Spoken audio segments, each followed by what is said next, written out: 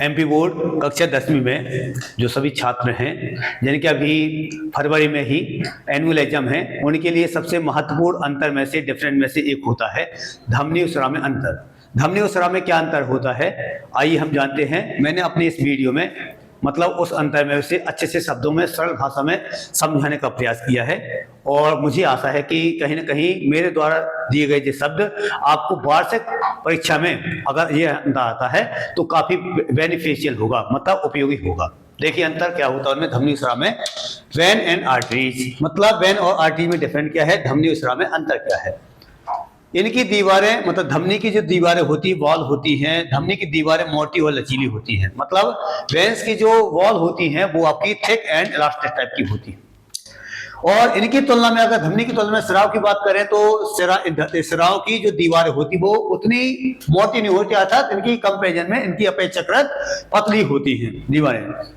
धमनी क्या करती है, धमनी रक्त को क्या है, हृदय से दूर ले जाती है। मतलब उनके पास, धमनियों के पास क्या होता है, शुद्ध रक्त होता है, तो पंपिंग की सहायता से क्या है, हृदय से मतलब हार्ट से क्या पे मतलब डिफरेंट ऑर्गन, मेनी ऑर्गन तक ले जाती है, वहां पर ट्रांसपोर्ट करती है।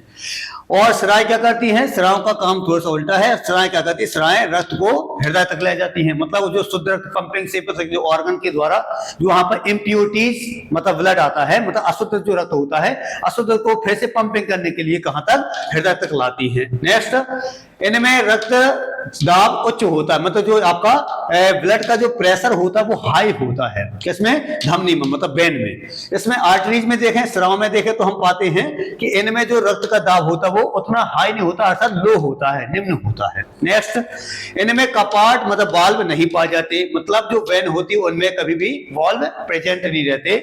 और स्राव में आर्टरीज की बात करें तो इनमें आपकी वाल्व जो कपाट होते हैं वो पाए जाते हैं, मतलब प्रेजेंस रहते हैं। नेक्स्ट, धमनी में जो ऑक्सीजन का स्तर होता है वो उच्च होता है, मतलब आपका ऑक्सीजन का जो लेवल रहेगा वेन में वो आपका हाई होता है। नेक्स्ट, सिराओं की बात करते हैं, मतलब वेन की आर्टरीज की बात करते हैं तो इनमें जो ऑक्सीजन का लेवल होता है, मतलब जो स्तर होता है वो लो होता है, निम्न होता है। नेक्स्ट, इनमें शुद्ध रक्त बहता है, मतलब वेन जो होती हैं, क्योंकि पंपिंग से हार्ट में पंपिंग होती, पंपिंग से जो आपका प्योर ब्लड बनता है वो आपका उसमें शुद्ध प्योर आपका ब्लड रहता है, फ्लो करता है। नेक्स्ट, और सिराओं में क्या होता है, सिराओं में आपका अशुद्ध इम्प्योरिटीज, मतलब इम्प्योर आपका ब्लड फ्लो होता है।